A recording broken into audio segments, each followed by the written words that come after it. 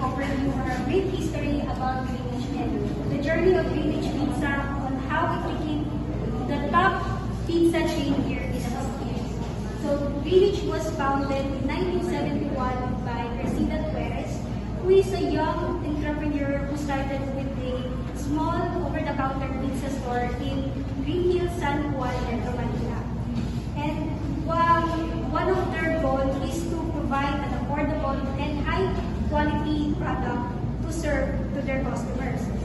But aside from offering Italian dishes to the Filipinos, they wanted to incorporate Filipino style sa mga binibenta ko nilang product. So kahit na Italian dishes ito, sinaserve nila, they still want to maintain the Filipino style, which is loved by many Filipinos. And that is the reason why it became so popular. Kasi, di ba, it's not usual to the Filipinos to have Italian dishes served sa kanila na nandun pa rin yung panlasang Pinoy.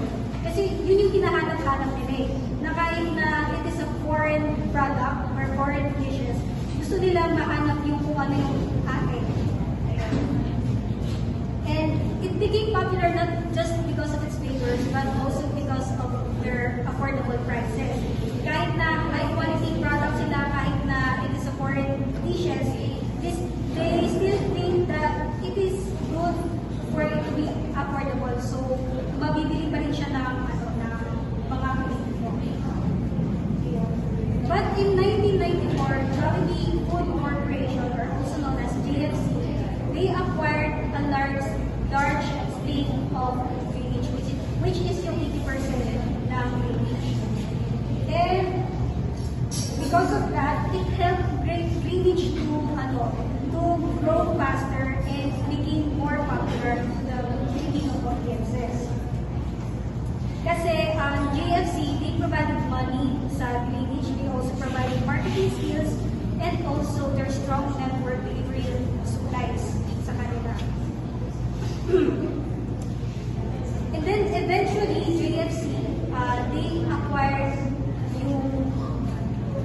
JFC bought the entire company, making Greenwich completely part of the Jollibee Group. And then nung naging under na sila na leadership ng Jollibee, mas lalo silang nakilala because they rebranded into something much better. Naging sila from small over-the-counter pizza store, naging isang full fast food chain na sila with dining experiences, just like Jollibee. And di ba nag-rebrand na sila?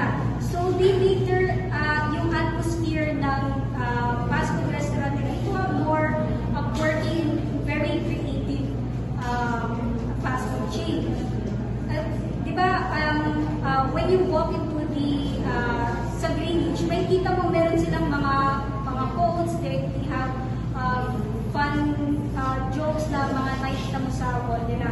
So imagine, di ba, kahit mahaba yung waiting time mo sa order mo, you can just look around and it's really fun, it's really entertaining to look at yung mga makikita mo sa paligid nila with their fun and creative way to entertain their customers. So because of that, Greenwich became the top pizza chain here in the Philippines with over 272 locations as of 2024. So the Greenwich Overload Pizza and Lasagna Supreme are bestsellers because they align with Filipino preferences for flavorful, hearty, and careful comfort food. So number one is Greenwich Overload Pizza.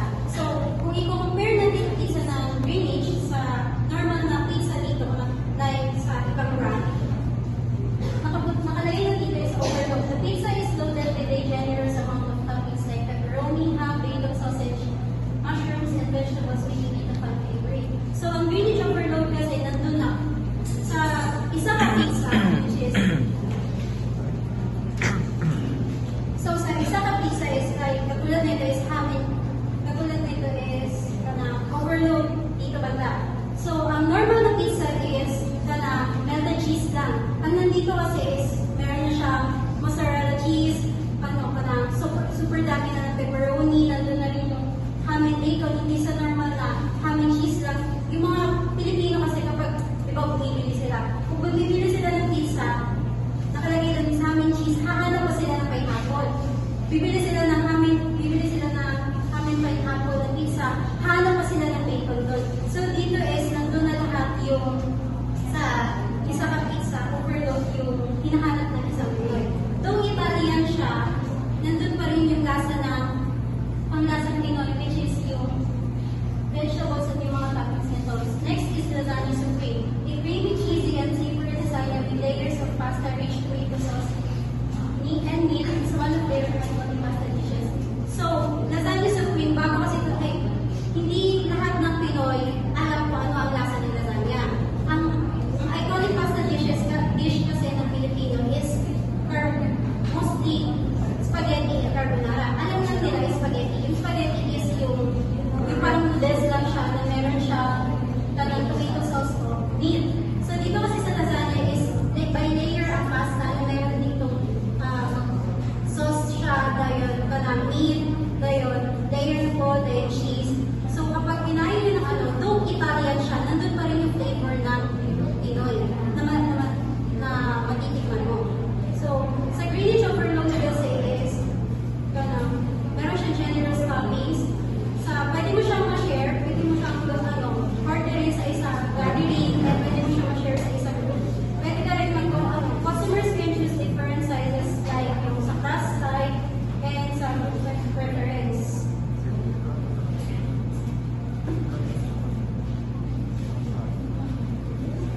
The lasagna supreme. The lasagna supreme in the other hand is ugly. Allow for its rich, creamy layers of pasta, savory mixes, and melted cheese. It offers a comforting and filling meal, making it a favorite among pasta lovers.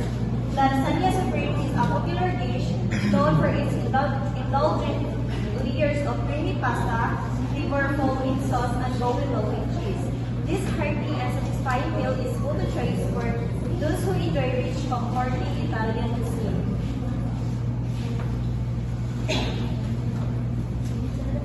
I am the news reporter and I am Aiza Reyes. So one of the pricing strategy that Greenwich uses bundle pricing. Greenwich often promotes its pizzas through bundle deals such as combo deals that include a pizza, pasta, and drinks at a discounted rate. So muna siya kita ang combo deals. So nana siya lasagna, nana siya pizza, na chili, na beefy of nanay rice.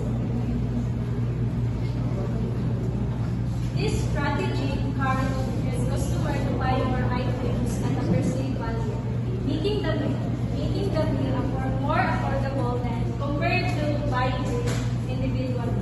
So they also use psychological pricing like 0.99.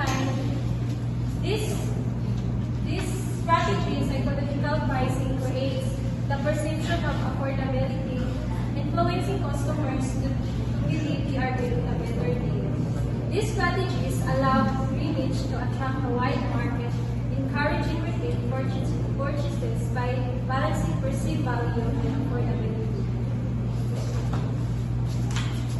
So I am the last reporter, ma'am. I represent this solution. And the particular product that commonly sold of the 7 establishment is fried chicken. So why fried chicken?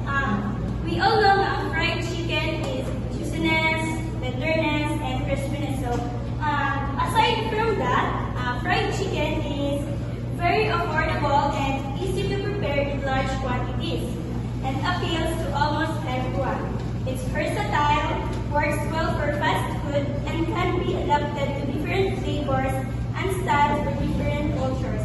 Plus, it's convenient to eat and satisfy both big meals and social gatherings. That's all. Wow!